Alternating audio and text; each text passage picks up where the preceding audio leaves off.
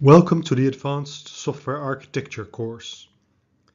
My name is Michel Chaudron, and this is the lecture Introduction to Architecture.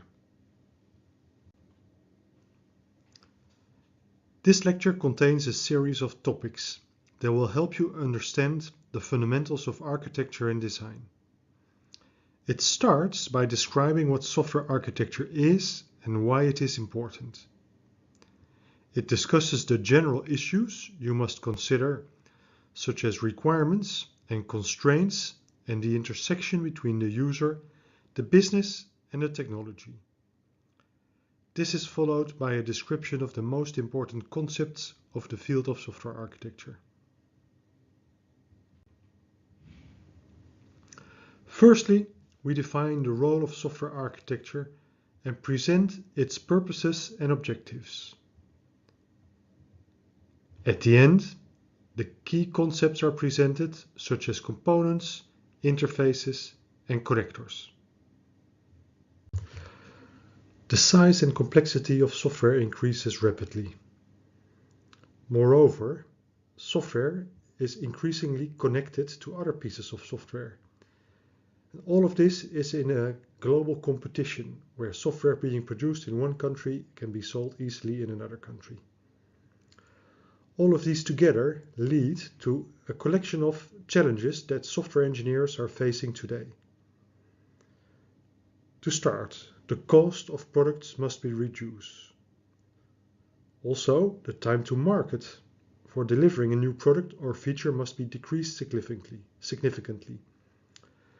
Single products are becoming part of product families, and software is upgraded after deployment. There is an empirical law in software engineering which states that the complexity of software increases over time. Always. This is inevitable. Software starts simple and feasible, but a plan is needed for evolution to keep the system manageable. To illustrate the growth of software over the years, the following example presents graphs of video game software. Each node in a graph represents a module, which represents a major piece of functionality, and the arcs represent couplings between these modules. Two nodes with an arc between them need to communicate intensively, so design decisions made in one node will propagate and impact its neighbors. By looking at figures 1 through 4, you should get a general idea of how the situation has changed over time. Both size and complexity have increased a lot. Creating software is a collective effort of many designers and engineers together. The first thing an architect needs to do is to analyze and understand the purpose of the software being designed. Architecting involves considering many aspects that are crucial to get working products. A second important purpose of an architecture is that of being a common definition of the system to be built. In this sense, the architecture documentation is a way of describing and communicating the important aspects of the system to all stakeholders. Thirdly, the architecture is the main guide for the implementation of the system. The implementation work is done by the designers and developers. Guiding the implementation is done by providing guidelines for the design and implementation. For instance, by stating which mechanisms should be used for addressing commonly occurring design problems, for example, security. And these guidelines could cover different viewpoints. So the three main purposes of an architecture are to answer questions related to why the system is needed, to document what are the important design decisions, and how the system shall be built. And once the architecture is done, it is important to constantly monitor the correspondence of the implementation to the architecture. This is a key to the successful implementation of the architecture. There are several business objectives that can be supported through a software architecture. Firstly, an architecture can be discussed with stakeholders. The architecture allows stakeholders to see what the system is going to be like and how it will meet their expectations. Stakeholders then have a chance to give feedback and steer the design of the system into the direction that yields most value to them. Secondly, an architecture shows which modules and technologies need to be implemented and integrated in order to get a working system. This enables a discussion on the development schedule as well as offering options for reuse. An explicit representation of the architecture also triggers discussion and enhances common understanding amongst the developers of the system.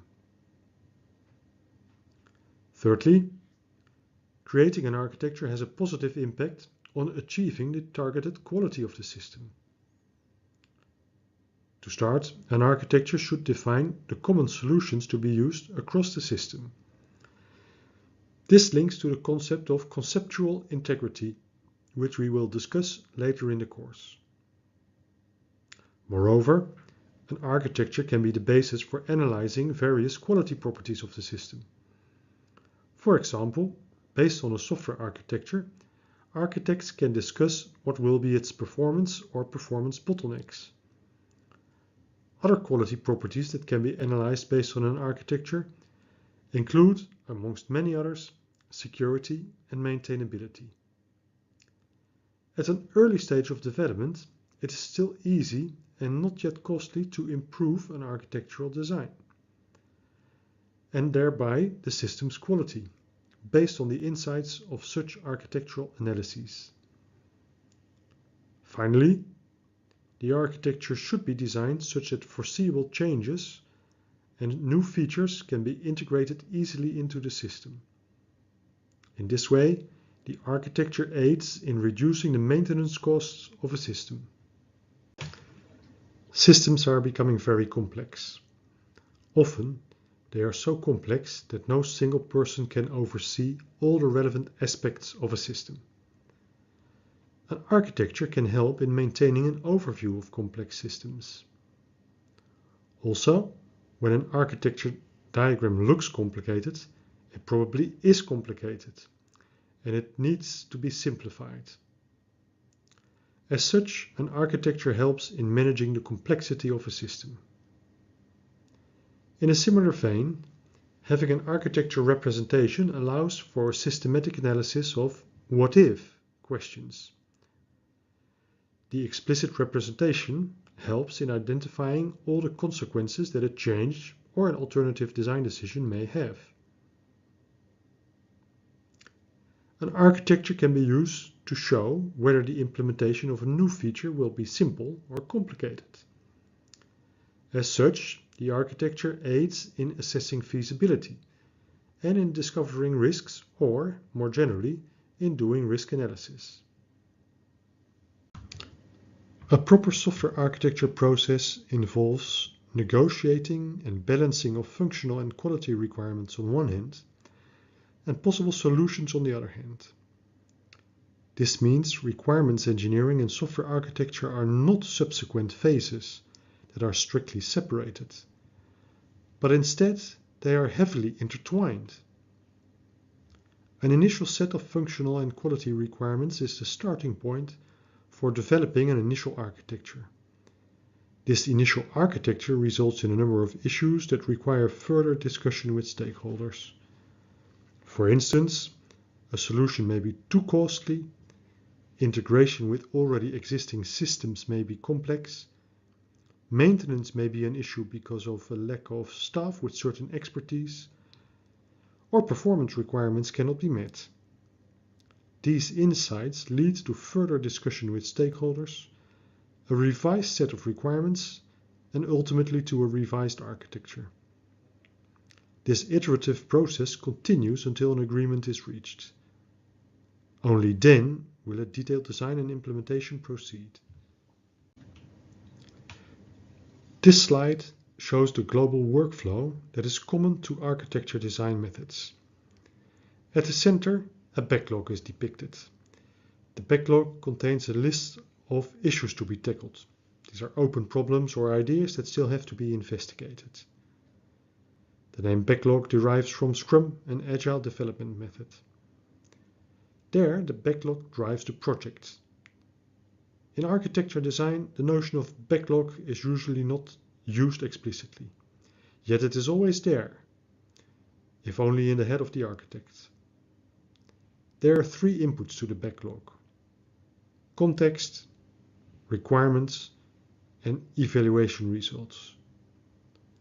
The context refers to such things as upfront ideas the architect may have, available assets that can be used, constraint sets, and the like. Obviously, the requirements constitute another important input. In each step of the architecting process, one or a few items from the backlog are taken and used to refine the architecture developed so far. The result of this refinement is evaluated, usually rather informally, and this evaluation may in turn change the contents of the backlog. New items may be added, for instance new problems that were discovered, items may disappear or become obsolete, and the priorities of backlog items may change. What is software architecture? A common definition of software architecture is the following. The software architecture of a computing system is the structure of the system which comprises software components, the externally visible properties of those components, and the relationships among them. The architecture is the primary carrier of system qualities such as performance, modifiability, and security. None of these can be achieved without a unifying architectural vision. Architecture is an artifact that allows early analysis to make sure that the design approach will yield an acceptable system. By building effective architecture, you can identify design risks and mitigate them early in the development process. There are more than one definition about software architecture, and they provide complementary views. Here are two other views. Software architecture is about the fundamental concepts and properties of a system in its environment, embodied in its elements, relationship, and the principles of its design and evolution. So this definition emphasizes the relation between architecture and its environment. Moreover, as we said before, software is always changing. Therefore, the way that an architecture can evolve is an important part of the architectural design. So it is not only a static picture, but architecture defines the principles about evolving an architecture. A complementary view on architecture is that architecture consists of the set of design decisions that determine the quality properties of a system. This definition emphasizes that architecture is not only the outcome in terms of components and relations, but also the reasoning or rationale that underlies this outcome. The reasoning connects the architecture design to its contexts. This insight has led to substantial research into software architecture knowledge management. Overall, it's good to realize that architecture design choices may address different levels of abstraction in the system. Here are a few additional angles on software architecture. Architecture should focus on the important stuff, whatever that is. This refers to the fact that software architects should concern themselves with those decisions that have high impact on the system and its stakeholders. Also, architecture should focus on things that are hard to change. Since designing the architecture takes place at the beginning of a system's life cycle, the architect should focus on decisions that have to be right in the early stages of a project. In IT practice, different people use the term architecture in different ways. This is because they have different perspectives on architecture, often depending on the role that a person plays in an organization. The next set of slides explains some of these different perspectives. When you talk with someone about architecture, it's good to ask which perspective they have, so as to avoid misunderstandings. The enterprise level of architecture is focused upon coordination and communication of business processes and IT systems across an entire organization. Generally, an enterprise architecture distinguishes 4 layers. The first layer is that of business processes. That means the operational steps of a workflow in some business unit or possibly across different division boundaries. The second layer is the functional layer. This layer defines what type of functions should be available in the system.